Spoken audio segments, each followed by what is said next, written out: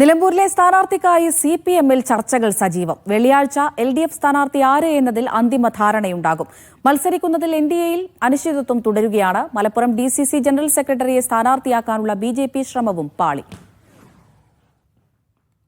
കഴിഞ്ഞ ദിവസം ചേർന്ന CPM മണ്ഡലം കമ്മിറ്റി യോഗത്തിൽ CPM സംസ്ഥാന നേതാക്കൾ സ്ഥാനാർത്ഥിയാകാൻ സാധ്യതയുള്ളവരുടെ പേരുകൾ ആരാഞ്ഞു.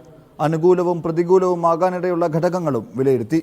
സംസ്ഥാന സെക്രട്ടേറിയറ്റ് അംഗം M. സ്വരാജ് മുതൽ ജില്ലാ പഞ്ചായത്ത് അംഗം ഷെറോണ റോയ് ഉൾപ്പെടെയുള്ളവർ പരിഗണനാ പട്ടികയിലുണ്ട്. വെള്ളിയാഴ്ച നടക്കുന്ന സംസ്ഥാന സെക്രട്ടേറിയറ്റ് വിശദമായ ചർച്ച നടത്തി സ്ഥാനാർത്ഥി ആരെന്നതിൽ അന്തിമ തീരുമാനത്തിലേക്കെത്തും. ഇടതുപക്ഷ ജനാധിപത്യ മുന്നണി വെള്ളിയാഴ്ചയോടുകൂടി സ്ഥാനാർത്ഥികളെ ചേർത്തുകൊണ്ട് സംഘടനാ പ്രവർത്തനം ഇതുവരെ സംഘടനാ പ്രവർത്തനം നടത്തിക്കൊണ്ടിരിക്കുകയാണ്. അതും കൂടി ചേർത്തുകൊണ്ടുള്ള സംഘടനാ പ്രവർത്തനം. പാർട്ടി പറഞ്ഞാൽ മത്സരിക്കാൻ തയ്യാറാണെന്ന് LDF സ്ഥാനാർത്ഥി പരിഗണനയിലുള്ള തോമസ് മാത്യു മീഡിയ വണിനോട് പറഞ്ഞു.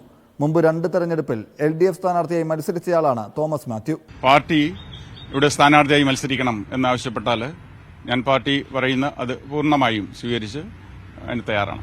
അതേസമയം ഉപതെരഞ്ഞെടുപ്പിൽ NDA മത്സരിക്കുന്നതിൽ അനിശ്ചിതത്വം തുടരുകയാണ്.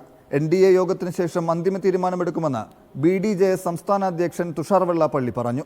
ഭരണ തുടർച്ച എന്ന് പറഞ്ഞിരിക്കുന്ന ഇവിടുത്തെ ഭരണകക്ഷിയും മറ്റൊരു സംബന്ധിച്ച് ഭരണം കിട്ടുമ്പോൾ നിൽക്കുന്ന ഒരവസ്ഥ നിൽക്കുമ്പോൾ അവർ വലിയൊരു മത്സരം നടക്കുന്ന സാഹചര്യം ഉള്ളതുകൊണ്ട് അതിനിടയ്ക്ക് പോയി ഇപ്പം ഞങ്ങൾ നിൽക്കേണ്ട എന്നുള്ളതാണ് BDJS-നായിട്ടുള്ള അഭിപ്രായം ഉണ്ടായിരുന്നു. NDA-യുടെ എന്താണെന്നുള്ളത് 2 ദിവസം കഴിയുമ്പോഴത്തേക്ക് അതിനെക്കുറിച്ച് ഒരു വ്യക്തമായിട്ട് ധാരണ ഉണ്ടാവും. ഇതിനിടെ മലപ്പുറം DCC ജനറൽ സെക്രട്ടറിയെ മണ്ഡലത്തിൽ സ്ഥാനാർത്ഥിയാക്കാനും BJP ശ്രമമുണ്ടായി. MT രമേശ് നേരിട്ട് സ്ഥാനാർത്ഥിയാകാൻ സമീപിച്ചെന്ന് വെളിപ്പെടുത്തിയ DCC ജനറൽ സെക്രട്ടറി ബീന ജോസഫുമായി VD സതീശൻ കൂടിക്കാഴ്ച നടത്തിയാണ് BJP ശ്രമം പൊളിച്ചത്. മീഡിയ 1 നിലമ്പൂർ.